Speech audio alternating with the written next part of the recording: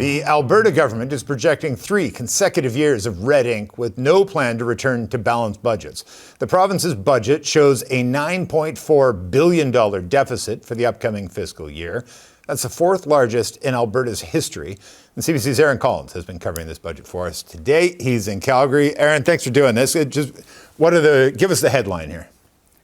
Yeah, you covered a bit of it there, right? I mean, another big deficit for Alberta, a province that fancies itself, at least on the surface, fiscally conservative. But, Peter, look, over $9 billion in a deficit this year. It's, as you mentioned, the 4th largest in provincial history. So significant, to say the least. The province budgeting for revenues to be down slightly to just under $75 billion, mostly due to those low oil prices we've seen in international markets. That's not a surprise. We all know it hasn't been a good year for energy prices. You would know more than most. But the province says it's also increasing its expenses by a few $1 billion too, bringing it to just under $84 billion. So, you add it all up, that brings us to that deficit just a bit above $9 billion. And the province has decided, it's not going to significantly cut programs or spending to make up for that shortfall. In fact, health and education spending, they're going to get some bumps, a choice that Finance Minister Nate Horner was asked about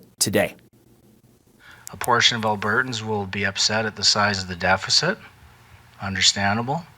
And I think you'll hear a portion of Albertans that'll say we haven't spent nearly enough. And that's the game. You gotta find that balance in the middle and try to show Albertans you're doing the important things with what you have. That's the game, Peter. And in this case, I think it is a bit of a long one. As you mentioned, this budget's actually forecasting deficits for the next 3 years. And that's something that actually breaks a law that this same UCP government brought in just a couple of years ago.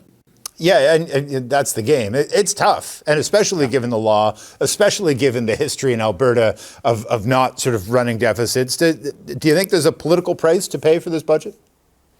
Maybe. I guess that's the luxury of being in power. You can just change the law. But I think that that possibility is certainly on the minds of this government. They're cognizant. They're aware that this could be a bit risky. You saw that last week when the Premier laid the groundwork for today's budget. Right? She was signaling this big deficit, laying the blame at the feet of those volatile energy prices, but also at the province's booming population. So there is an acknowledgement, I think, fair to say, that this is a bit of a risky move to run a deficit, although it is not something that Alberta, isn't used to. Albertans like to think of themselves as fiscally conservative, and they aren't wild about running deficit. But we spoke to pollster Janet Brown about this, and few people have their finger on the pulse of the province like she does, and she says it's not quite that simple.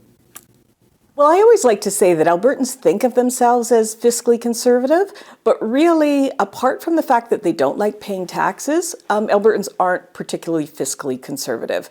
They don't like cuts to social programs, they don't like increased taxes, but they do like a balanced budget.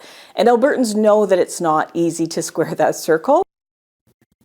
So Albertans want all the stuff, they just don't want to pay for it. I'm kind of the same myself. I think most people are if given the choice, right? So, and I do think, Albertans understand the impact of a volatile U.S. president on all of this, right? There are a lot of other big questions hanging over Alberta's economy too, though. I mean, how is a renegotiated Canada-U.S. trade agreement going to treat energy? Could there be tariffs moving forward, right? Is another pipeline going to start being built to maybe keep that differential between WTI and WCS narrow? How is a potential sovereignty referendum going to impact foreign investment here? There are a lot of balls in the air, Peter, and with an election set for 18 months-ish from now, we're going to see how voters are feeling then. All right.